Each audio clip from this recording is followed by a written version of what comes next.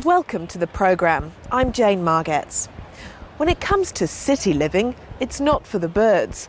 A new study looked at the species that some consider a perennial pest, the white ibis, and discovered those living in the city are turning into a toxic breed. And that's raising questions about the impacts of urban life on wildlife. Here's Sarah Clark. In most parks or rubbish tips, you can't escape seeing one of these. While many consider them a pest, the native white ibis is a good barometer of a city's health. It's for that reason a team of scientists tested the pollution levels in eggs found in 11 city sites across the east coast and compared them to those found in the bird's natural environment further inland. And what they found was a dirty diagnosis. The pollutant levels in urban sites are much higher than those found in the inland sites. 7 to 9 times higher, in fact. And not only that, but the eggs were smaller in size, weight, even the eggshell was thinner. That too could have problems for the bird's fertility. You can infer that there's a relationship with the higher pollutant levels and the potentially lower reproductive success in urban areas versus inland areas. That may be music to the ears of those who don't particularly like this unusual looking bird. But it's not just the ibis that could be in trouble. Other animals feed on those, particularly things like seagulls, for example. The higher up you get in the food chain from ibis, the more you get this concentration of these sorts of pollutants.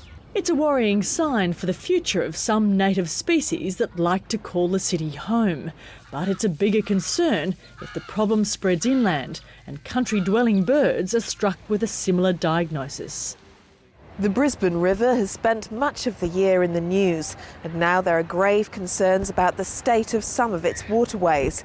This year's flooding left one Brisbane creek with dangerously high E. coli levels, and experts say the rivers are unprepared for another flood season. From Brisbane, here's Lauren Day. Queensland's rivers have rushed, risen and wreaked havoc this year, but they're still revered. We've really looked after our rivers, but we've failed in many respects to plan for floods. During January's floods, Oxley Creek in Brisbane's southwest was contaminated with toxic waste. It still poses a health risk to humans, with levels of E. coli bacteria around 3 times higher than safe levels. You would get sores on your skin if you came into contact with high levels of E. coli, or if you ingested E. coli or it went into your eyes, you would have infections and gastrointestinal problems. But the creek hasn't always had these problems. Just 3 years ago, Oxley Creek won a National River Prize.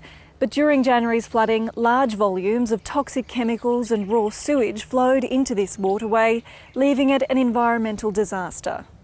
Council says there's no quick fix to cleaning up the dirty creek. Well, look, we're going to be undertaking some further investigations into Oxley Creek later this year, and that will be designed around trying to establish, are there any early win opportunities we can achieve?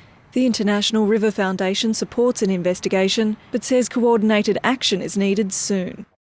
Scientists have found a new way to track the health of Perth's Swan River. The river is struggling with declining rainfall and increased nutrient levels, and researchers hope testing seagrass could give them early warning signs. From Perth, here's Stephanie Dalzell. The Environment Minister was well protected as he took a dip at Point Walter, taking an up-close look at the latest strategy to improve the health of the Swan River. If we see that the quality of the river is deteriorating, then it means we have to look at specific measures that this project can assess as to what we have to do. It may not look like much, but scientists are hoping seagrass will help them keep a closer eye on conditions. They're examining the health of the plant at 6 different testing sites along the estuary, from Heathcote to Rocky Bay. We're just looking at their growth form and certain chemical indicators that are within the seagrass, and that'll give us an indication of their health, and we're hoping from that we can determine estuarine health. The health of the river has deteriorated due to declining rainfall and rising nutrient levels, leading to algal blooms and fish kills. Mr Marmion hopes the program will provide much-needed answers. Well, the health over many years is actually being monitored, but it's actually more nutrients and phosphorus are going in because of the development around the Swan River.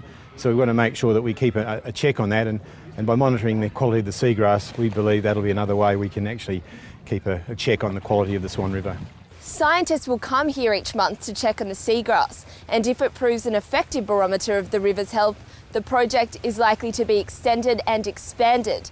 The government says clear indications of the conditions of the river will help it take quick, effective action. It's a grand plan, one environmentalists say is long overdue. A full environmental, heritage and social survey of the Northern Territory's Gulf country. Green groups want the survey to be done before mines are given the green light. Emma Masters reports from Darwin.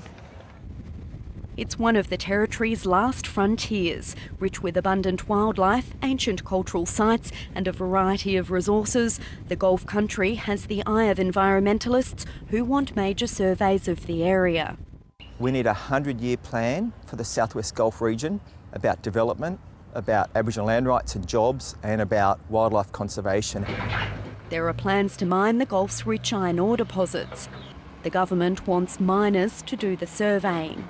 Any application that comes to us, it has to go through a thorough process, both environmental and technical process, before a mining lease is granted.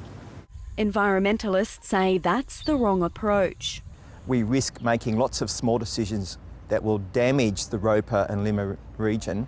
Very few surveys have been done in the Gulf, despite the proposed Lima National Park being gazetted 20 years ago. Last year, the Territory government said it would declare the park soon. Even that hasn't happened. I can't give you a definite time frame, but in the very near future is all I can say. It doesn't make sense to start looking at declaring national parks on areas that are clearly, have a resource and potential to be mined. With environmentalists wanting surveys and a national park before mining is given the green light, and miners wanting leases before the Limon Park is declared, it appears the Territory government's caught between rocks and a hard place. Some of the secrets of climate change might be revealed courtesy of a hardy, slow-growing shrub that can live for up to 600 years. Scientists in Canberra hope their studies of the mountain plume pine will give some clues about the loss of snow cover in the Australian Alps. Here's Eleni Saltis. Many Canberrans would like to forget the 2003 bushfires, but for these scientists, it was a once-in-a-lifetime opportunity. And these fires kill the plants that we're interested in, and in those instances provides an opportunity for us to collect full stem samples because the plants are no longer alive. This plant is the mountain plum pine, which scientists hope will shed light on climate change for the past 4 centuries. Current weather data in the region goes back just 100 years. The width of each of these rings in the shrub's stem reflects how hot or cold a year has been. Cold years mean less growth and smaller rings. It's a timely study because the Australian Alps aren't seeing much snow. So really, ski operators don't necessarily know that much about the resource upon which their business relies.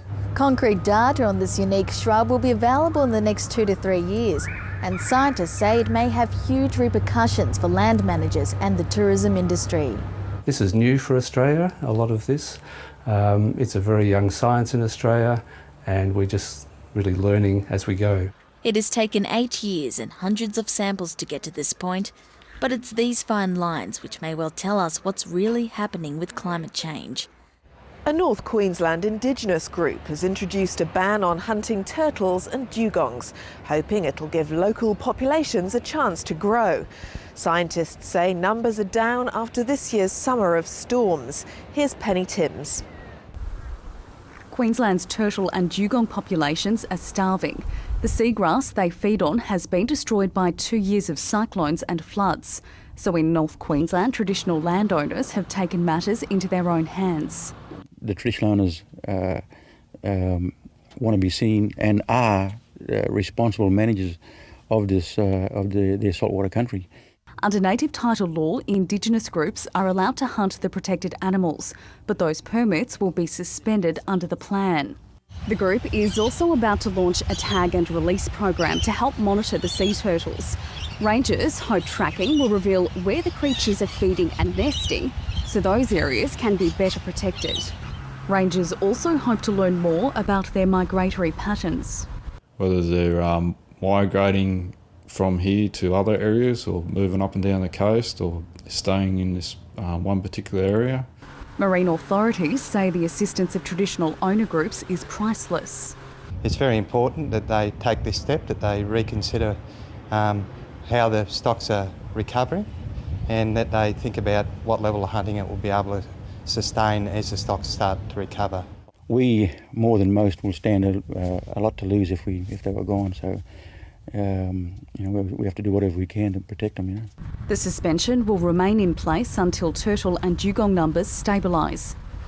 The operators of the Currumbin Wildlife Sanctuary on the Gold Coast say Hanky Panky is to blame for a dramatic decline in visitor numbers at one of their longest running attractions. Hundreds of people are flocking to the iconic rainbow lorikeet feeding sessions, but the birds are playing hard to get. Tom Forbes reports from the Gold Coast. The bird's preference to breed rather than feed is ruffling a few feathers. This is disappointing, actually. We've been here before and there's been hundreds of them. Only the lovelorn lorikeets are showing up to the Currumbin Sanctuary's twice daily feeding. I was here back in '96 and I can tell you I've got very good memories of what it was like then. Love may be blossoming in the bush just like the eucalyptus, which are also luring the birds away.